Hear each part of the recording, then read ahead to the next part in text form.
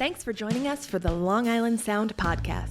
Each week we explore new music and dive deeper with the artists and their stories behind the music. Please subscribe and rate and review us wherever you stream this podcast. Here's your host, Steve Yusko. You're in for a great episode today. Robbie Harte, a singer-songwriter with 2 International Singer-Songwriter Awards on her mantle. It's a story of triumph over tragedy. You have to join us for this conversation. She has such great, inspiring music. Hey, let's listen to her song, Eye of the Storm.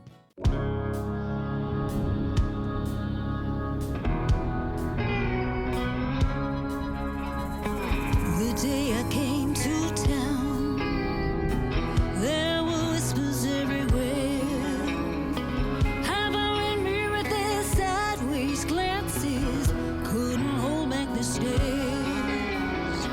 told me to keep my head down, said sugar please beware, close the windows, batten down the hatches, better run and take care.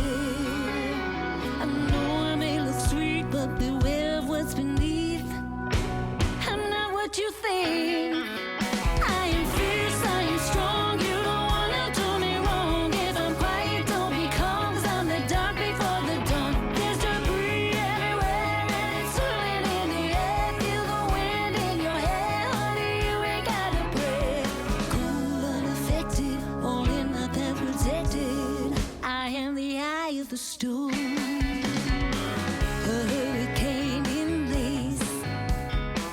I ain't just a pretty face.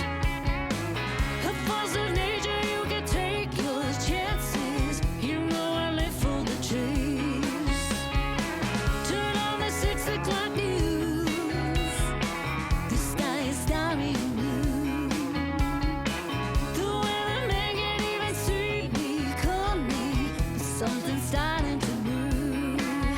Heat is starting to rise, watch as I energize. I electrify. I am fierce, I am strong. You don't wanna do me wrong. If I'm quiet, don't be calm, 'cause I'm the dark before the dawn. There's debris everywhere and it's swirling in the air. Feel the wind in your hair, honey, you ain't gotta pray. Cool, unaffected, all in my path protected. I am the eye of the storm. Fair weather friends, don't come to me for cover. I'm knocking out your power and stealing all your thunder.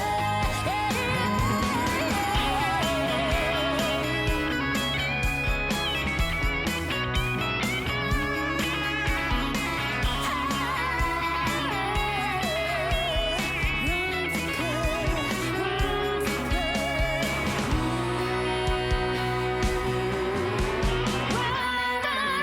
I am fierce, I am strong. You don't wanna do me wrong. If I'm quiet, don't be calm, 'cause I'm the dark before the dawn. There's debris everywhere and it's swirling in the air. Feel the wind in your hair, honey, you ain't gotta pray. I am fierce, I am strong. You don't wanna do me wrong. If I'm quiet, don't be calm, 'cause I'm the dark before the dawn. There's debris everywhere and it's swirling in the air. Feel the wind in your hair, honey, you ain't gotta pray.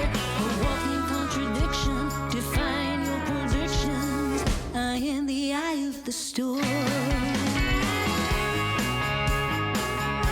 am the eye of the storm. I am the eye of the storm. I am the eye of the storm.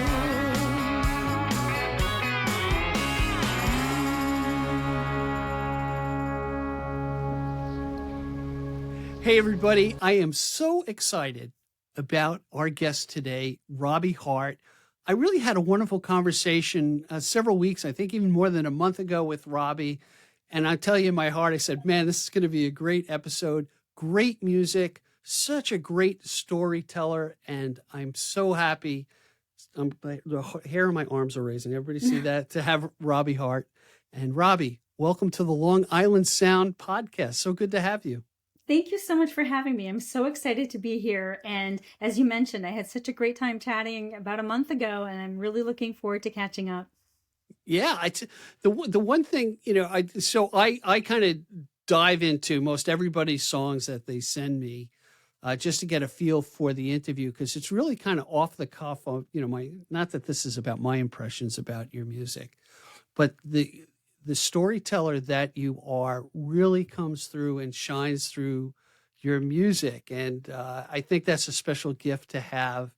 And as I've told my audience, I am so enamored about singer-songwriters on how you can articulate the joys and the pain that sometimes I just can't do. And that's what's beautiful about music and your music. So, Well, thank you. It's been a very big point of inspiration. It's been a source of empowerment, and through this journey of songwriting and sharing my stories, I've learned so much about myself. I've really found my inner strength, and I've realized that showing a vulnerability doesn't mean weakness, and accepting that a situation is a situation, but choosing to look at it from a positive point of view is a blessing. And I've learned all of that throughout these last few years while I've embraced this journey of songwriting. So I'm very grateful to be on this journey. so I got to ask you this.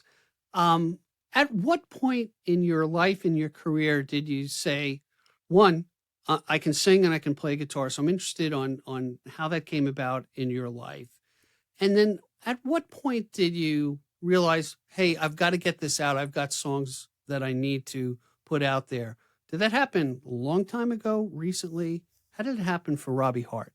Well, that dream and journey has been several years and decades in the making. Okay. I was singing ever since I was a young child. I went to school for voice. I did classical.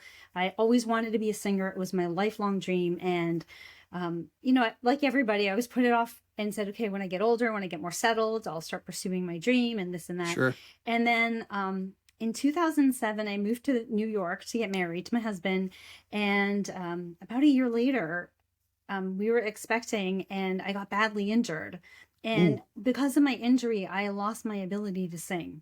And it had been the first time in my entire life that I couldn't open my mouth and sing. I always sang my way through my difficult times, my happy times, my sad times. And for the first time in my life, my voice had failed me. So not only had I been laid up and sidelined, I'd been sidelined and silenced. And I didn't know if my dream would ever take place ever again. And this went on for quite some years. And it got to the point where I literally didn't recognize myself anymore. I wasn't the person I was. I used to be outgoing and positive and very vibrant. And because of my experience with my injury, that I lost that big part of myself. And part of that was sharing music with people.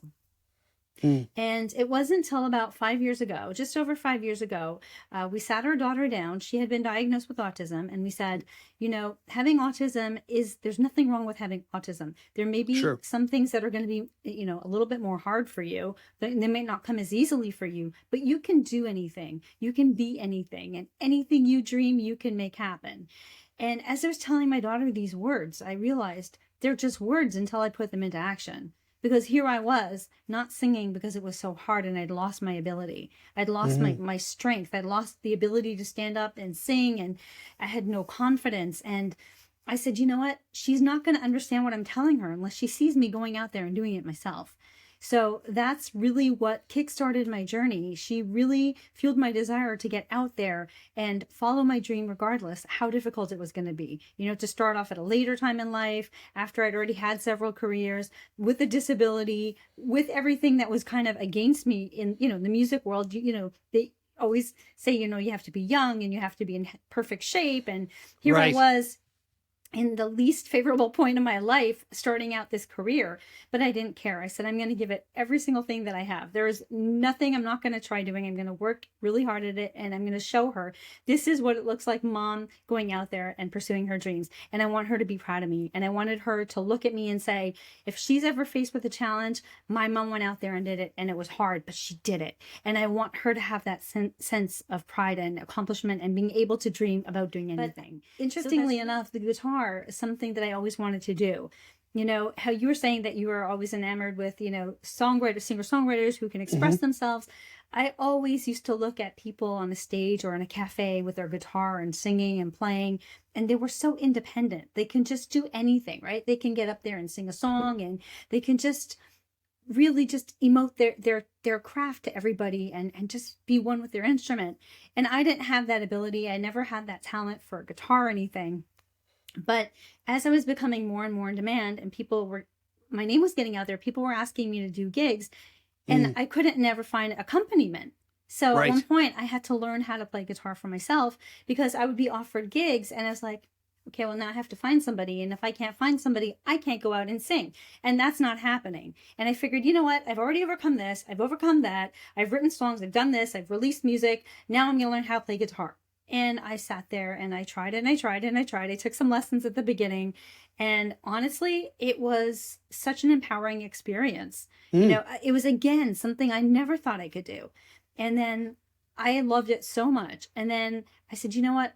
Because I had to learn so much in such a short time, I really found that just learning it on my own from that point on was easier, because I didn't have to learn like one song in a month. I had to learn like 20 songs in a week, you know, to be able to get out and gig. So it was like literally something that really just came on very quickly, and I had to really work really hard at. But then I was able to get out there and perform live acoustic gigs by myself, and it was the most empowering feeling. It was so incredible. Now let me stop you right there. Yes, for a minute, Robbie, because you know, I'm listening to your story, and you know, I'm thinking about, and everyone thinks about themselves when you're thrown a roadblock, you're stopped in your tracks, you're disabled at this point, right? You know, you had this gift of singing and it's taken away from you in a moment. Was there a point of a lot of, like, did you go through like a mourning process of being angry and why did this happen to me when it all came down? You know, that's such a normal human reaction, right? And I would be lying if I said that it didn't come through my mind at least once. But I am blessed with the gene of positivity and always seeing the best in something, no matter how bad it is. And it's just, unfortunately, the way that I'm wired. I always see like the upside of something, or I say, well, it could always be worse. And, you know, as awful as it was, I mean, I had just moved to a new country. I knew nobody. I didn't have any like friends or family in the area. I didn't know how to go anywhere, do anything. And I was literally isolated for several years. But all I kept thinking is, I'm not sick. Yes, I'm in pain. Yes, this really sucks. But I knew people who were sick, or their family members were sick. And I kept saying, as awful as it is, like, I'm okay. And I still get to see my daughter grow up, and I still get to do these things. And having the ability to write later on gave me reflection. And the reflection really allowed me to see a perspective that I wasn't able to see at that time. And, you know, I don't know about other songwriters, but for me, a lot of my songs take place after the healing has taken place. It's not necessarily when I'm going through something and I'm angry and I'm upset. Yes, the idea comes then, but the beautiful piece of art comes after I found peace in my journey. And that's when I'm able to see it, not from anger, not from hate, not from, you know, just being in distress. It's from understanding a situation and just saying, I found peace and I've made peace with this. And now I've taken something painful and I hopefully have turned it into something beautiful. Well, so what's interesting, and I've had a friend of mine saying, you know, I asked him, why do you play? He goes, and he said this, and I thought it was corny at the time. He says, well, my music heals the world. And of course it does. And of the interviews I have with people like yourself, you really can see where it plays a role in your life. And for those of us who've been stopped in our tracks from an ailment, an accident, or anything like that, you're a great inspiration. And I think the therapy, you've been able to release these emotions. You took you took something that could be a chip on your shoulder and you turned it into you turned it into art and a healing mechanism, not only for yourself, but then I think when people listen to this podcast or hear your story, they can say, hey, yeah, I'm going through something similar and I need to have the hope that Robbie has. And because it's a choice in many cases to be joyful and look at the bright side of things and keep, and look at the light at the end of the tunnel. And that's where I think your music plays a great role when people know your story. Thank you. And I've had this with, just recently with other artists, a lady named Nancy Atlas, okay, and she shared the story, so I'll share it. similar in that she was diagnosed with long COVID, misdiagnosed. She had Lyme disease. Oh my She's goodness. an artist like yourself. Couldn't talk, couldn't walk for a while. Yeah. And she rebounded from that, And then when you're performing, this is my assumption. Tell me if I'm wrong. When you're performing like, hey, there's no tomorrow, man. I'm giving it my all and I'm putting it out there. That's the feeling I get from your music. I think you're right. And I think that's how I hope it comes across.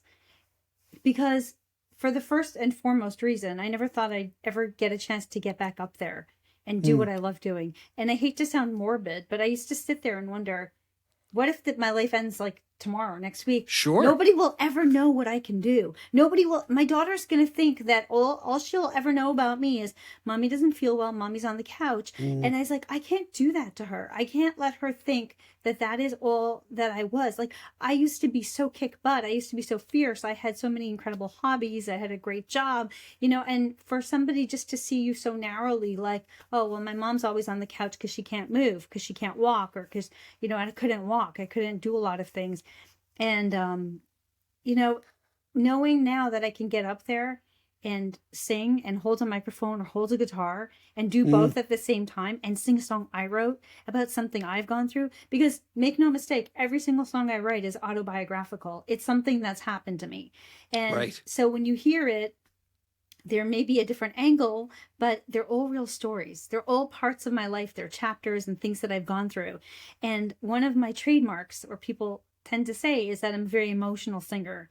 So when I sing, I emote a lot. And what you're getting is whatever's in my soul, happy, sad, mad, angry, whatever. You're getting it. You're getting it all. I'm sharing it. And it's such a beautiful thing to be able to do that and do it in a positive, constructive way that hopefully lets people take something away with them when they leave my show. The other thing that I'm hearing as well, because I've had some issues where I was in chronic pain for 10 years. And I looked back and said it wasn't me. I was angry, all these things. And then I found myself, the woe is me in me, because that happens. Of course. Of not wanting, this is what I'm hearing from you. I don't want to be defined by an accident, the disability. Absolutely. That doesn't Absolutely. define me. Absolutely. How I react to it is going to define me. Yes, I'm sure we're going to talk about a certain song, and you nailed it. You literally nailed the whole premise of the song, And so when the story starts to sound very familiar again, we'll be talking about another song, but that's exactly what was driving that, And Cool. I never wanted anybody to look at me and feel bad for me. I was like, why would you feel bad for me? I'm not pitiful. I'm right. I'm living, I'm doing the best I can, and but I'm sorry that you had to go through so many years of pain, but I am happy now that you get to do something, that you get to share your gift with people, you get to inspire people, and you get to motivate people, which is really great. Well, what's interesting is stumbling blocks come in the way, and then you're turned to a different course, and you have to grab that course and kind of run with it. Let's do this, Robbie. Let's take a quick break, and when we come back, I want to talk about the song that our audience heard and how that defines you, and we'll leave that as a cliffhanger. Hang with us, everybody. There's so much exciting stuff to talk about with Robbie. Man, we're going to go all night long. All right. We'll be right back. Sounds like a plan to me. Okay. Okay, we'll be right back. At the Long Island Sound, we're much more than a podcast. We're building a community. Please go to gigdestiny.com. Check out all our social media links.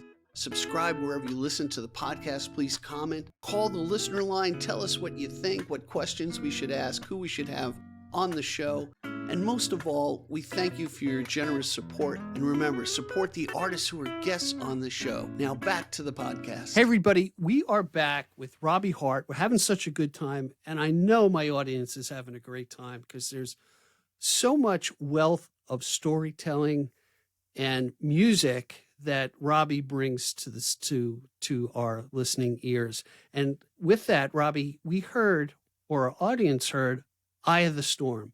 And if I recall, you were telling me that's kind of like your theme song. So it is. It's my anthem.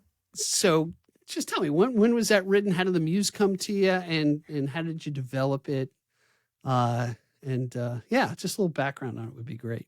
Okay, so thank you. Thank you for sharing that with your audience. I happen to love that song.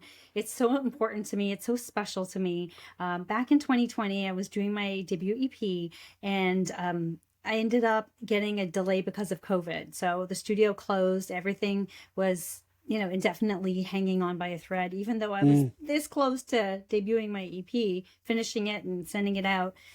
But thankfully, the delay with the production ended up presenting an opportunity for me to go back and write more songs and look at the songs I had been writing through a different lens. So I ended up having a shift in my point of view and from where I was writing. And during that entire process, I learned about my inner strength and my inner calm, and that I knew how to stay calm and focused no matter what was going on around me. I found my inner strength, and that, that all around me could be storming, but I was calm, and everything that was special to me and important to me was protected and calm. And so I ended up having that as the title track of my EP. It was called Eye of the Storm.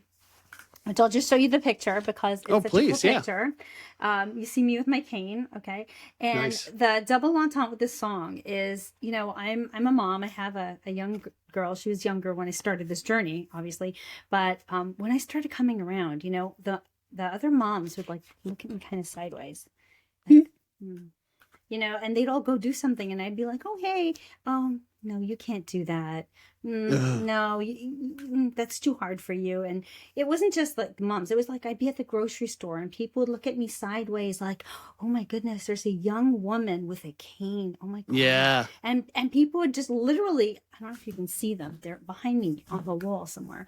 But people would be like, very traumatized, like, oh my goodness, like, you poor thing. And I'm like, don't poor thing me, you don't know what I can do. And it really started getting to me because I was like, you don't know the fire that I have inside of me. You don't know the storm that I can whip up no matter what's going on. You don't know the power that I have. And so I wrote this song, and the song Eye of the Storm really speaks to my personality. I'm a hurricane in lace. People think I'm so delicate and breakable and fragile, but really I'm fragile, but I'm unbreakable. Right. I'm fierce and I'm unstoppable. And I really am the eye of the storm. And so I really revel when people tell me, that's your email. That's your theme song. And I said, yes, it is. It is. That's exactly who I am. Like, here you think I'm this innocent little sweet flower that's going to break off in the wind, and yet here I am manifesting this incredible storm, this almost like a tornado. So well, what's interesting, Robbie, well, so first impressions, they see that you're dependent upon something, and they're not used to seeing a younger person with a cane, so that's disarming to people. Not that I'm rationalizing for them, no, of course not. But the other thing is you have a soothing voice that's non-threatening. and that can almost label you as a pushover or a softie or whatever, and that's just the human condition. Oh, she's such a nice young girl. Wait till you piss her off, and then it's like, you've known me for a long time. No, but sincerely, you're absolutely right. I think people have a predisposition, like when they see you ailing in any way, that they think that there's something like broken about you. And I'm like, this is just my shell. You don't know what my spirit looks like. My spirit is unbreakable. Like, yeah. And that's where that song comes from. It's just, and if you listen very carefully, you can hear the wind in the song. You hear the tumbleweed rolling down on the ground, and it almost sounds like a showdown, because I was just had this feeling like people don't know who I am. They need to know. They need to know I can do this. Like, this is like. And I love that song to this day. It's like my favorite song because it is so cheeky. It is just in your face, cheeky, unapologetic. And I've had so many people tell me that, that song really pumps them up. One of my daughter's friends, like a couple of years ago, would listen to it every morning before she would go to school. And I was like, that is the best compliment you can ever give me. Sure. That is so special. But it's such a special song. So anyway, thank you for sharing it with your listeners. I could probably talk about that song forever because I just love it. I love everything about it. So I'm interested in who are the artists that, because it was a guy from Pearl Jam, and of course I forget his name right off the bat. I saw a comment on Facebook, where he said our influences are what make us up, what are part of us, our influences. Okay. Who would you say is one of your big influences musically? So Or I even have even not musically, I don't know. So I have so many that are such surprises to people. They go, "What? I don't get that. Like you're a country singer." So my all-time favorite is Roy Orbison. He is my absolute favorite singer of the entire world. I love him. I love everything about him, his persona, the way he was so humble and so just beautiful and so talented. I mean, nobody has a voice like Roy. Nobody Right. had Yeah. a voice like Roy. But incredible musician, humble, super kind. And I remember hearing him in an interview one day, and I can't remember who it was that asked him. They said, "How would you like to be remembered?" And he said, "I just want to be remembered." I was like, just do you just not that. know how incredible you are, that you've made a mark on like music for the last 40 years, and that's your answer. I just want to be remembered. Just Yeah. absolutely incredible. But Roy Orbison is my all-time favorite. I love his voice. I love his tone. I love the glass shattering falsetto. I love his low tones, his rich tone. I love everything about his voice and just his whole personality and how down to earth he was. And I really love that no matter how hard life got and how much adversity he was faced with, he still persevered, and he reinvented himself in the 80s, or, he just, he went back at it, and he was just, He got an rediscovered. inspiration. He got rediscovered with the help of his friends. Yeah. Really. And you know what? To me, that is somebody that I can't even tell you. Like, I'm so impressed with him, with the way he handled himself throughout all of those decades. So you mentioned Roy's voice, okay? Yeah. And you took voice lessons over the years. Yes. How did you find the voice that you have today, your intonation, how you approach music? Is that something that you really focused on, and did it change, over the course of 20 years? Actually, it's a really loaded question because I only partially answered your prior question. So I'll quickly touch on that, Sure. if you don't mind. Because I did spend a lot of time talking about Roy because he is so meaningful to me. But growing up, I also listened to a lot of Celine Dion. And they had similar strengths in their voice. They both had very strong voices and very unique voices. I also loved Meatloaf, which is a very big contrast to those singers, right? Of course. Sure. I'm a sucker for a tender singer, and somebody who sings emotionally. And there's just so many people. I loved Juice Newton growing up, listening to Juice Newton. Oh, yeah, sure. But I have to tell you that for the most part, I never really identified with anybody else's voice on the radio because nobody sounded like me. And I always said, I must not be able to sing well because I don't sound like anybody. And then I realized, well, that's not such a bad thing. It's nice to have your own lane. And for years and years, I got compared to Celine Dion, which is obviously an incredible compliment. But after years and years of trying to sound like somebody else, I realized I just want to be me. I just want to sound like me. I don't want to sound like Roy. I don't want to sound like Celine. I don't want to sound like anybody. I want to sound like me. I just want to be me. And all of what I listened to throughout all those years, Motown, rock, pop, some gospel, it all helped shape me because I sing from my soul. And when I sing, I connect with the song, and I'm telling a story, and I'm telling every aspect with every breath of what I'm singing in the story. And I've learned so much from Celine Dion, from Roy Orbison, how he changes his voice 40 times in the span of one line of a song. Right. But it's just, it's incredible, how much I've picked up and how much I've learned. But I do feel that I finally settled my voice into my own, and I don't think I sound like anyone. I don't want to sound like anyone. I just want to sing like me and be me. Yeah, that's a crucial point in any artist, because we do try to emulate. Just a funny story. I was singing a song I put together. I was singing a Bob Dylan song and a Neil Young song, and my wife yells up, "You can't sing like Neil Young. Please don't," And then you learn about different keys, and then you kind of find your voice. I'm still searching for mine, but it's great when you have that self-confidence of just being transparent and being yourself, and definitely, I and think, putting it out there, and honestly, the courage to be transparent and be emotional, because you can certainly put a mask up there and insulate yourself from the audience and everything else, but there is an empowerment in that vulnerability that you put out. It really, it gives you a lot of strength, obviously. Well, thank you. And then the I'm connection, the connection that you get, Definitely. it's like a good preacher, man. If you make me cry, Yeah. I'm in the palm of your hands type of thing. Well, So. here's some irony for you. I'm a very Yeah. private person. I rarely share things that I do privately. Mm. I'm super private. And it's actually really interesting that people that know me say, how did you write a song about all those years when you struggled with this? And how can you tell the world that you're in the lowest point of your life? And you're saying all these things on a public format and forum that everybody in the universe has access to. And I'm like, well, because there's no shame in it. It's not Right. shameful.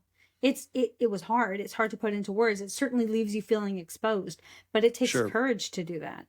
Oh, And yeah, absolutely. the opportunity to connect with somebody else who's gone through something similar and just say, you know what, I heard that song and I thought I was done out of hope, but now I know that I'm holding on for hope because, I might find something too. Wow, that's incredible. That's just amazing. Hey, I want to get into, and thanks for sharing this song with me. You had to let it out through a radio station.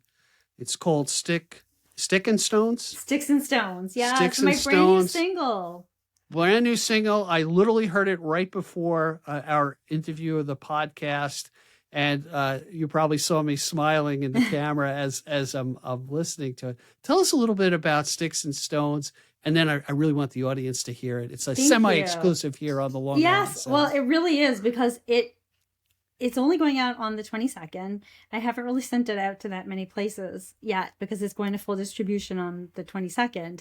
But because we're having this meeting, I was like, you know what, let me share this song with you because I think Nice, that thank you. I'd love for you to be able to hear it and get in on it before it gets out there and all the excitement is all around it. So thank you so much for the opportunity to play it. And I'm Sure. very excited. So like we were saying earlier, all my songs are based on personal experiences. This song is about something I recently went through, a relationship that didn't have such a great turn. And, it's me taking a positive stance on gaslighting. Somebody was gaslighting and being toxic, in a relationship. And I flipped the narrative and I'm like, instead of sitting there and feeling bad and saying, this person did this to me and this is saying that, I said, no, I'm not going to allow you to do that. And the more Right. that you try to do that, you're making me look better. And sometimes, in one of these situations, not saying anything speaks louder than saying something. So I really do try to get that point across. And the song is really an empowerment song. And it's been resonating with people everywhere. And Excellent. yeah, thank All right. you. So with that, because they're chomping at the bit to hear this now. Hey, everybody, let's listen to Sticks and Stones. We'll be right back after the song. Enjoy, everybody. Started out on the right track, yeah, I thought you had my back. We were on the same page, but then you started to unravel. My boots hit the gravel with the Jekyll and Hyde you were trying to hide. Came up for the first time. I called you out, you tore me down, you smeared my name all over town.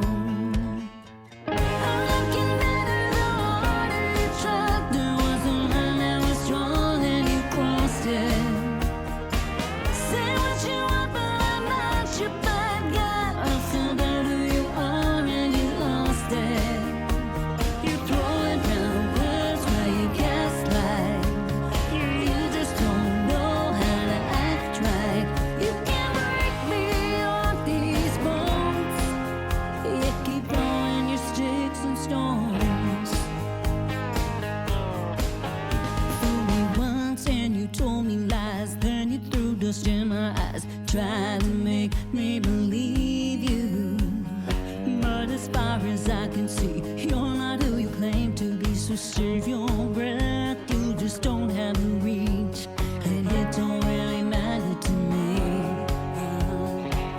Walking away, I close the door, you're throwing shade just like before.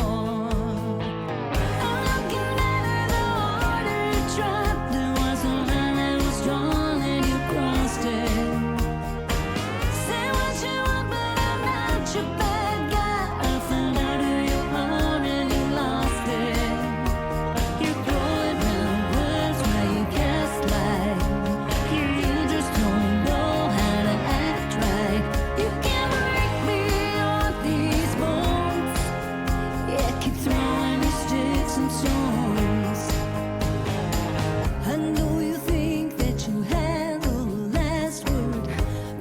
silence was the loudest thing heard.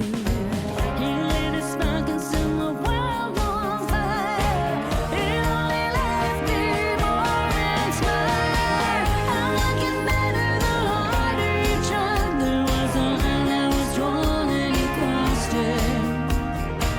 Say what you want, but I'm not your bad guy. I found out who you are and you lost it. You're throwing down words where you gaslight. You just don't know how to act right. 'Cause Lord never taught you how to be nice. Yeah, you keep coming at me, but it's alright. You can break me all these walls. You can play with your sticks and stones.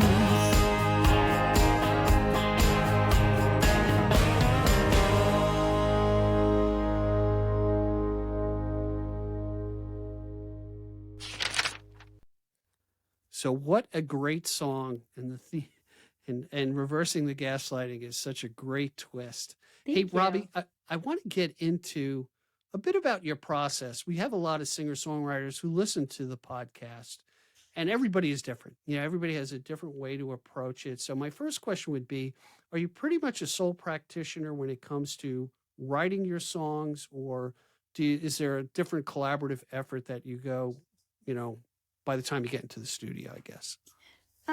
It depends on the songs that I'm writing and where I'm writing and what I'm writing about. Okay. You know, I've written songs on my own, and when I've written them, and I'll have sessions with my producer, and I'll have him I'll tell him this is the feel of the song. I'll sing out the verse, the melody, the bridge, and I'll be like, okay, we need to have this type of instrumentation. This is the feeling I'm going for, and then he'll design the track to go with that. And he really helps. He sees my vision on the musical Okay. side. Other times I'll write a song and, for example, Sticks and Stones. I wrote that song and it was very raw for me because it was very fresh, right? And it Sure. was a personal experience, and, you know, it was a very difficult experience. And so I brought it to him and I was like, you know, Matt, this is my new song. I love this song. I'm so excited. And he's like, you know, what if you switch this, move this from here to here, or add this over here? And I was like, oh yeah, that just clicks so much better. And because he's not so personally attached to the song, he can have the clarity that I might not necessarily have because I'm in the moment of the song. And my dog just came by to say hi, by the way. Everybody Oh. say hi to Duke. He's Hey, a fan Duke. of the podcast as well. So, you know, that makes a lot of flavor. You know, I say flavor because it's like, you know, the meat's all there, you know, and sometimes it's just a matter of, you know, moving this line to that line or switching this or doubling that. And it makes such a big impact. And again, the fact that, you know, when I'm writing these lyrics and these experiences, they're all real things that have happened to me. They're so personal to me, but they're not personal to Matt. Matt's my producer. They're not personal to him because it didn't happen to him. It happened to me. So if he has the ability to say, oh, you're being too kind, or, oh, this could really use some flavor here. And putting that together really does a beautiful job because I bring in the raw emotion and the feeling and the story, and sometimes it's just fun to have somebody say to add in their little flavor that gives it a little bit of oomph that isn't personal, you know what I mean? So Right. The other thing is, there's also, you're going into with knowing what you want to say, yeah, but then there's the other end of the spectrum where Matt is, this is what I'm hearing. yeah, Okay.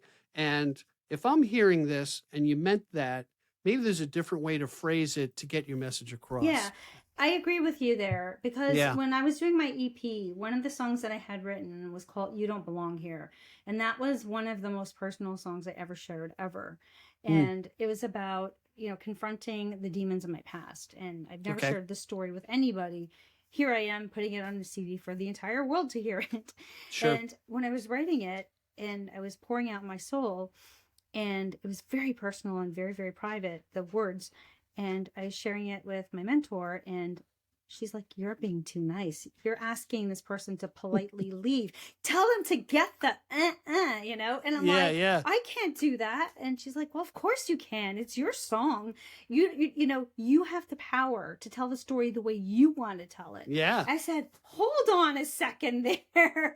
You Well, mean I can come back in here and say, get out? And Well, yes, the answer is yes. You know what the problem is? You're Canadian and you're way too polite. That's the problem. Yes. But So they don't.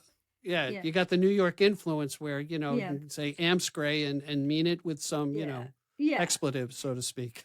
But you're absolutely right. You know how you put the spin on the perspective of the song takes the song from being a lament to an empowerment. You know, Right. there's such a huge difference. Like Sticks and Stones, I could have said, oh, you did this to me. Oh, you tried to make me, this is so terrible. And I'm like, why would I do that? I'm giving this person, you know, satisfaction of thinking they upset me. It's more like, no, you didn't do anything to me. Like you just, I'm letting this thing play out and you're just making yourself look better and better every time.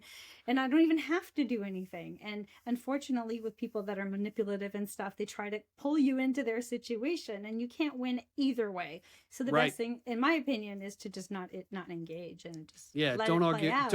Don't argue with a fool, as they say. Yeah, You know, you know what? I'm sorry. No, please go ahead. Please The go other ahead. thing is you brought out the word lament. And if you look at any lament, even in scripture, you know, it starts with the woe is me and the complaining and the blue, what I call the scriptural blues, but it usually ends up with things are going to be okay. And it comes out to, in my interpretation, hey, I got it out.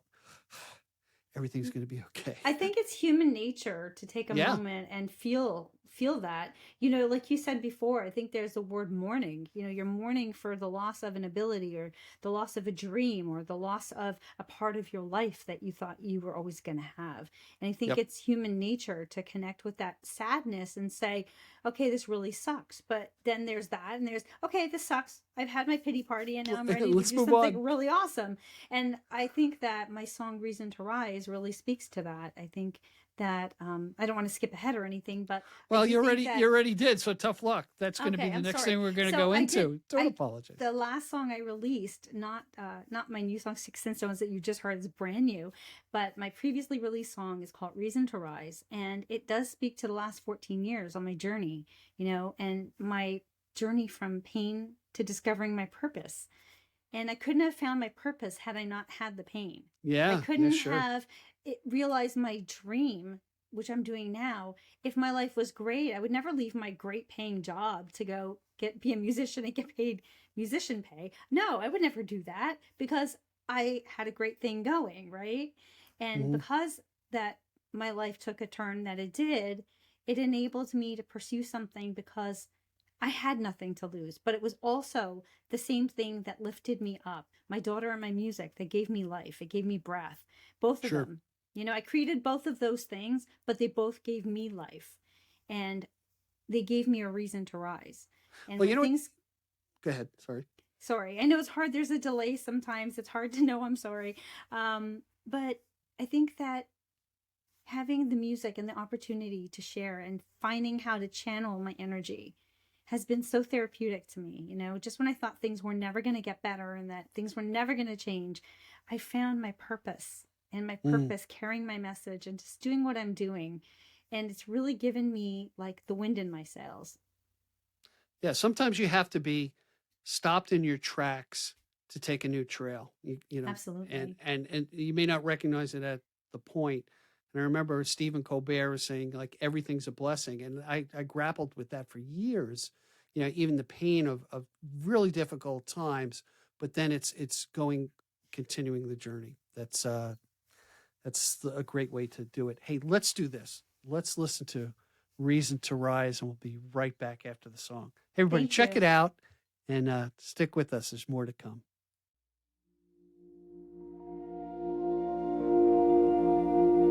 I felt so low, shut out from the inside, nowhere to go, with no place to hide, in a state I didn't know, afraid to let my feelings show.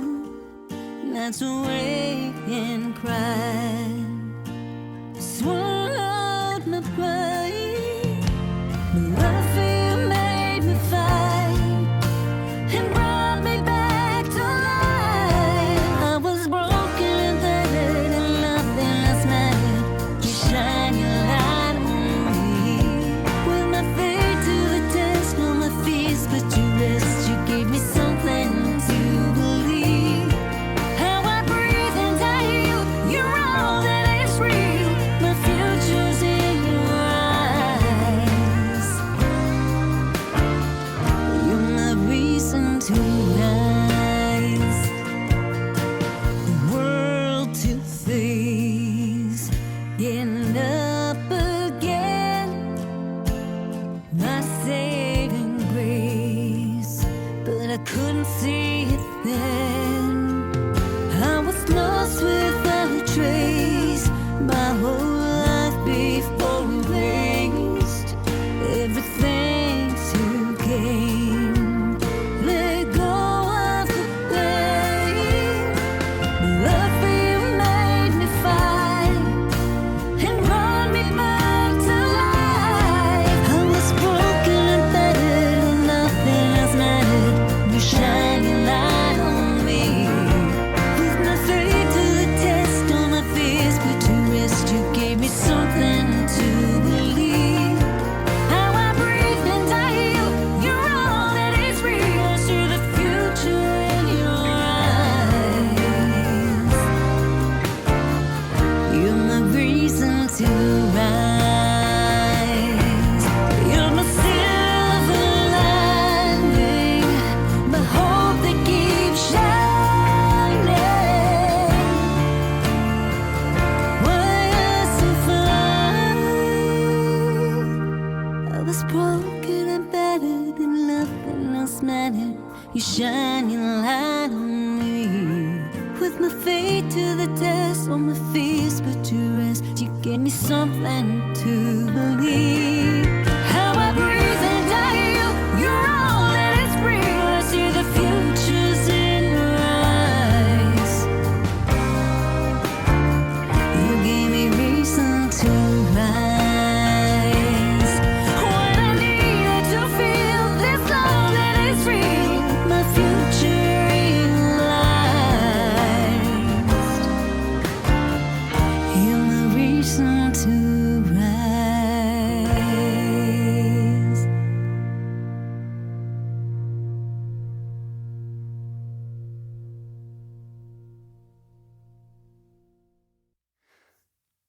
I always say, hey, everybody, we're back. But I guess when I start talking after a break or a song, you know we're back. We're back with Robbie Harte, everyone. We just heard Reason to Rise.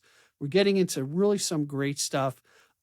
Robbie, what I'm really interested in, well, first I got to talk about this because, one, you're a great singer-songwriter, but you've Thank also you. been recognized as a great singer-songwriter. So Thank tell, you. tell me about some of the crystal you got back and show us, you know. Come on, Okay. don't put the humility aside, okay? It's Okay, overrated. thank you. No, All thank right, you. this is It's very humbling. I thank you. So last year I had an incredible year. I was nominated for 5 International Singer-Songwriter Awards, including Best Singer, Best Artist of the Year, Songwriter, Single, and like Emerging Artist or something like that. Uh-huh. Rising Star, something in that category. And I was so honored to receive 2 awards. So this one here is from International Singer-Songwriter Association for Female Songwriter of the Year. I won this award in Atlanta. And this Nice. is one of the biggest, most proudest moments of my life because my family was in the audience in Atlanta and my daughter heard them call my name and she said, "That's my mom." And That's I better.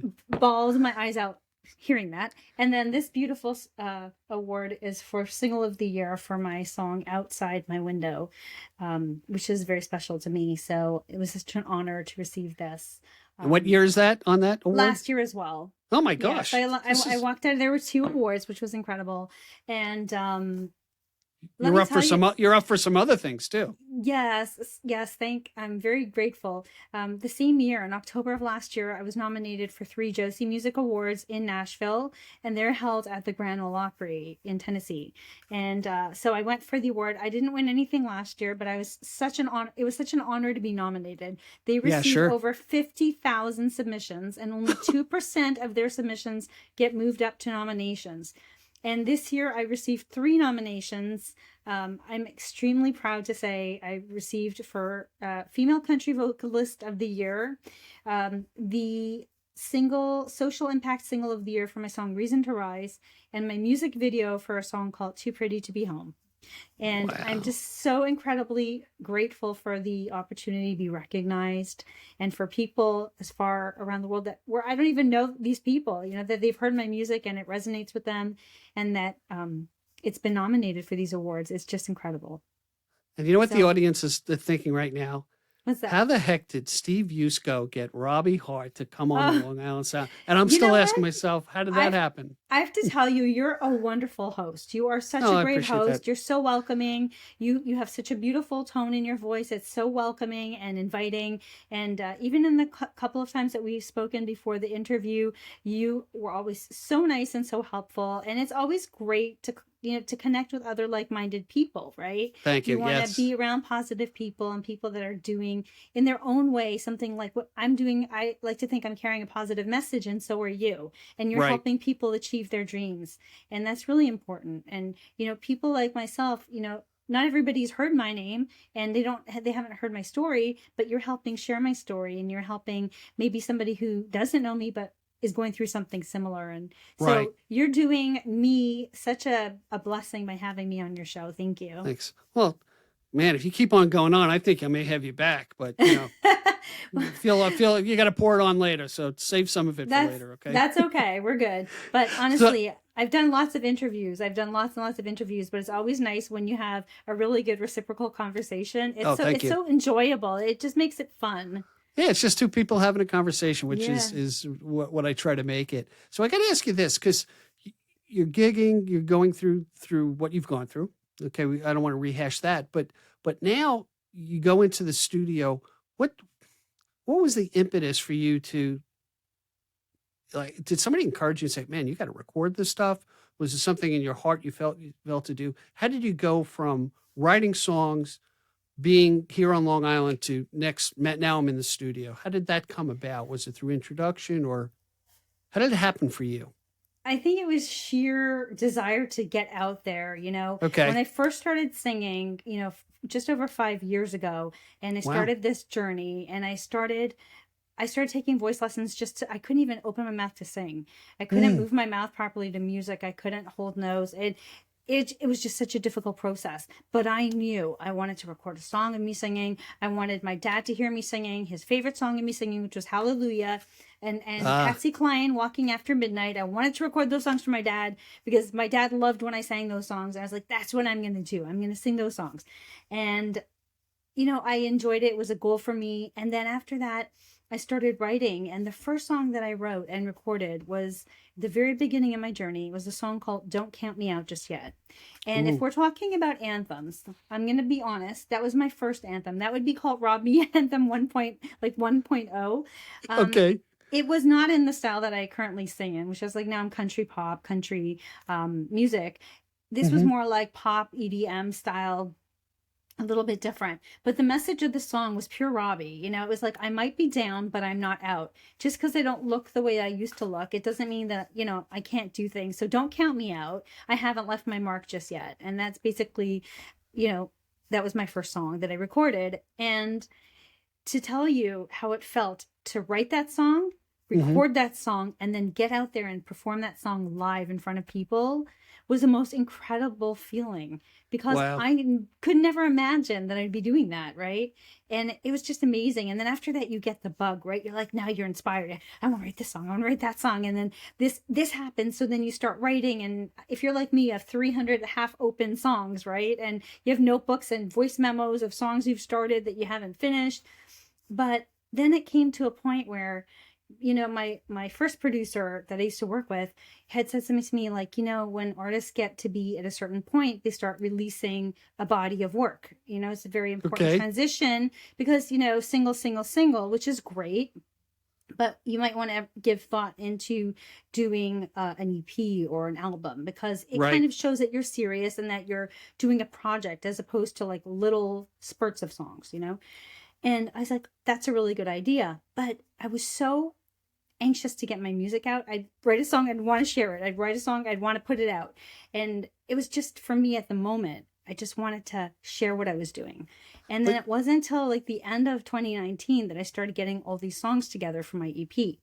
And my EP was going to be entitled Untold Stories, because they're all stories that had happened to me that I'd never told anybody about. And so I started putting these songs together, and some of them were happy, some of them were sad, but they were all true stories. And that's when I was about to release my EP, and then COVID happened. And at that moment, I had such a lapse, like a 5 months or something. I went back to the drawing board and I said, nope, that's not going to cut it. This is going to change. This is, I'm putting a different spin on this. Now I'm looking at this differently, because that's not a bad thing. That's a good thing. And, everything changed for me. It was such a blessing for me that I didn't release my EP in March of 2020, because I never would have been happy with it. I never would have been happy, not because of the production or the instruments, but the way that I was telling my stories. It wouldn't have done my stories justice. I see. And it ended up being a big blessing for me to have the delay, that I was able to revisit it. I changed some songs. I changed some melodies. I changed, a lot of things. And I just said, you know what? This is what was meant to be. It wasn't meant for me to release those stories then. Right. And what's interesting to me is there's a couple of schools of thought. There are those, I would say some of the older artists who really wait for a body of work to put out albums because that's the way they grew up listening Right. to albums. Right. There's some younger artists who take the approach of, I have to keep my fan base and audience, Yes. keep feeding them ice cream Yes. cones, so to speak, with songs. Absolutely. But getting the balance of both, I think, is good. Yes. In that you were able to create, put more spice into it, I guess, into the meat. Does that make sense? You know what? Yeah. I agree with everything you're saying, and giving the ice cream is a perfect analogy. But unfortunately now with digital music, even if you have an album and you go to release it, even if you're going to release a single every 2 months to promote it, the entire world has your singles, every single one of them, the second that song goes up on streaming. So you no longer have the ability to dictate to radio stations what song they're going to play or who's going to listen to what. In the older days, yes, in my day, you would release an album, but I guess record companies would say, okay, now you're promoting this song and that song. And, not everybody had streaming platforms to listen to everything freely. They got the song that was on the radio or on the B-side or whatever, if they had the physical CD, album or CD. But now when you release an EP, every single song on that EP is out, available the second you release it. So right. You've opened the musical kimono to everybody at that same time. Yeah. And then even though I'm sorry, I don't know if you can hear it in the background. This is how real my life is. My cordless phone in the background is going low battery. Yes. I think I'm having one of those days. So I think it's hard because, there's a lot of energy that goes along with each song, at least for me. When I write a song, there's an energy, there's a mood, there's a vibe, and I want it to come out the way I wanted to share it, Right. But when you release an EP or an album, you no longer have the opportunity to do that. And we may have talked about this earlier. I do get a fair amount of airplay, especially on indie stations all around the world. And once those songs are out there, those stations will promote whatever song that they choose to play because they're on streaming or they're out there. And so it's very hard to control. And I learned that very, very the hard way at the very beginning, because I was like, what do you mean that it's not going to be a surprise that the song's coming out? It's already out there. Everybody knows that song's coming out. So you don't get that excitement to roll it out and to tease people with the song because it's there. And there's nothing wrong with that, because your fan base, the people who appreciate you and your message and your style, they're waiting for that to come out so they can take it in their car or in their living room and, have a coffee or a glass of wine and just listen to it and feel it all at the same time. And that's great. But in terms of like rolling it out to the rest of the world, it's harder to, I think it's harder to promote and harder to control. Yeah. The other thing is too, is if you look at Instagram and, they say, believe it or not, you've got to nail people to from 3 to 7 seconds. I think 7 is being extremely generous. I think it's like 2. And it's like 2. Yeah. And I've seen songs go out, when people are doing this, the scrolling, and I do it. I have a callus on my index finger for doing this. is in promoting your song, sometimes you want to get that snippet in where they go, ooh, I want more of that. I mean, that's the hope, I would think. Yes. But even with this podcast and they're hearing the whole song, my hope is, man, I want to know, I want to know what else this gal's got up her sleeve down. And I think that's what, I hope that what's happening. I'm sure it will. Once they hear some of your music, they're going to say, we want more Robbie Harte. Oh, for sure. Thank you. That's so sweet. That's really, really sweet. Thank you. I want to jump to the final song that you brought to the table. Okay. Too Pretty to Be Home. Tell me a little bit about that, and let's let the audience hear it. Thank you. I love that song. I mean, as a songwriter, I've written a lot about hardships. I've written about overcoming adversity and difficult moments. To me, this song is just a fun song. It's a happy song. It's a song about being frustrated, about being pretty much all dressed up and having no place to go. It is not COVID related. It's really just like, being at the top of your game and the best shape you're in, and just having nowhere to bring it, Right. So what do you do, right? Like say you're going to go out on a date and you're dressed really well, your hair's done, your makeup's done, bless you. And you're feeling great, and your babysitter cancels and you can't get out. And now you're like, now what am I going to do? You don't want to lose that vibe because you're feeling amazing. And it's like, it's a vibe. So, what do? You turn up the radio really loud, you sing and dance, and you have a party of your own, right? And when I was writing this song with my producer, Matt, I approached him and I said, I really want to write this song. This is the melody. This is the premise for the song. And this is where I want to take the song. So we were talking about things that happen when you're home and you're, trying to have fun and start a party and stuff. And I said, well, I'm in my room and I'm singing a duet with Garth Brooks. But he doesn't know it. And he started laughing. He's, that's great. And I'm like, well, doesn't everybody do that? Like, here I am playing and Garth is singing, sure. And we're having this moment. Of course, he doesn't know that I'm alive, but, and so in the song, I actually mention Garth Brooks and Trisha Yearwood, because I say, I hope Trish doesn't mind if me and Garth spend some time singing duets in my room. It's just a thing we do. And it was just fun. It was just really, really fun. And in the video, you see me, fawning over a poster of Garth Brooks. And I'm like, oh, look, nice. Garth. I think I have a picture here somewhere behind my camera. See? But excellent. Yeah, so it's just a fun song, and it did really well. And the one thing I really love about it is it really is an empowering song about taking chances, not waiting for an opportunity to be perfect, to really seize your own opportunity and just, make a party of your own. Yeah, be present, right? Take on the present. That's it. All right. You're invited to a party, everybody. Let's listen to Too Pretty to Be Home. We'll be right back after the song. Enjoy. Thank you.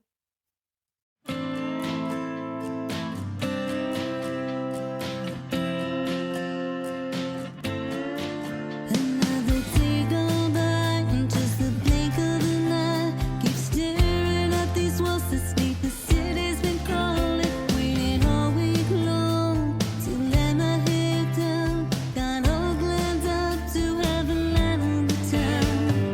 I'm ready to rock and roll.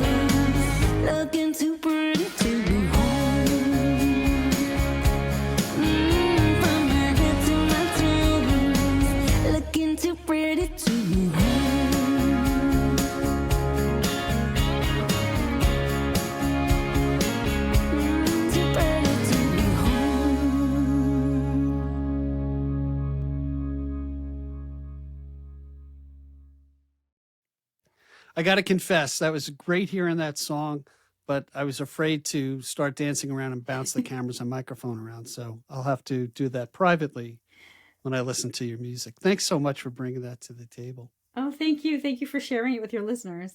I tell you, it's funny. I had a crappy day at work today. I got to confess.